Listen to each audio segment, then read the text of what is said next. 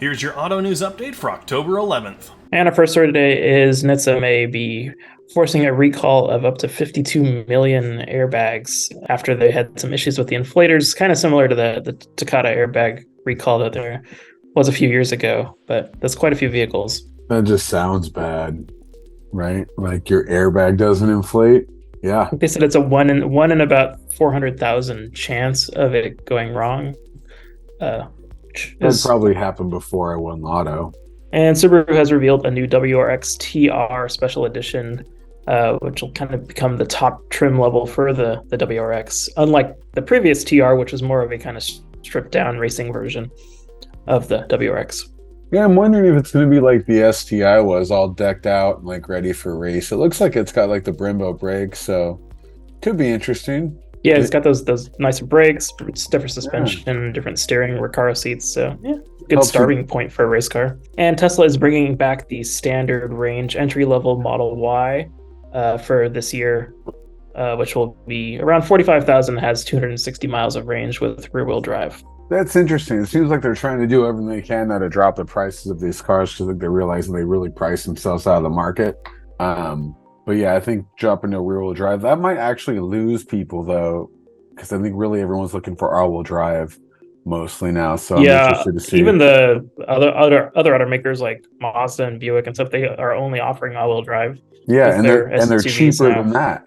And Rivian is finally introducing their max battery for the R1S and R1T, which will give about a 400 to 410 mile range, but does cost an extra $16,000 on top of the standard Rivian.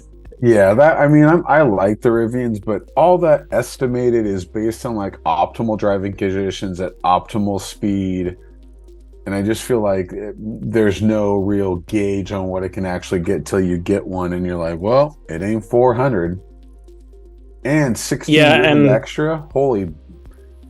Yeah, and that's $6,000 more than the already. They have a large battery that is 350 miles, so you're only getting about another 50 estimated miles for $6,000. It's quite a bit of money. And the 2024 Honda Passport has been revealed, and the Trail Sport model is actually getting some pretty decent upgrades, which include some beefier tires, revised suspension, and kind of some revised interior details as well, and hopefully to give it a little bit better off-road capabilities than the previous Trail Sport models had. Yeah, it takes a lot, because when you think Honda, you don't think like Trail Sport or, you know what I mean, stuff like that. You think of more like the Accord and the Civic. So I think they got their work cut out for them to try to, and I mean, overall, it's not incredibly attractive. So it does kind of basically look like a pilot. And the new Forza Motorsport game is out for Xbox and PC. And initial reviews seem like it's pretty cool. It's got over 500 cars, bunch of tracks, and it's on Game Pass too if you have that. Yeah, I don't play a lot of video games now, but when I did, when I was younger, I played the racing games like, you know, Gran Turismo and all those. So I think this would have been right up my alley, because they're so much more realistic and true to what they can do and all that. I mean, the realism is getting pretty crazy, especially with like they're tracking like the rubber on the track, you know, how that changes grip and everything. It's kind of crazy. It's like real life. Thank you so much for watching this Jazel Auto News Update. Make sure you click on the link down in the description to get a free demo with Jazel to see what we can do for you. And make sure to follow us on all of our social media platforms like X, Facebook, LinkedIn, and Instagram. Also, make sure to like, comment, and subscribe on the video, and make sure to follow us here so you know when the next Auto News Update goes live.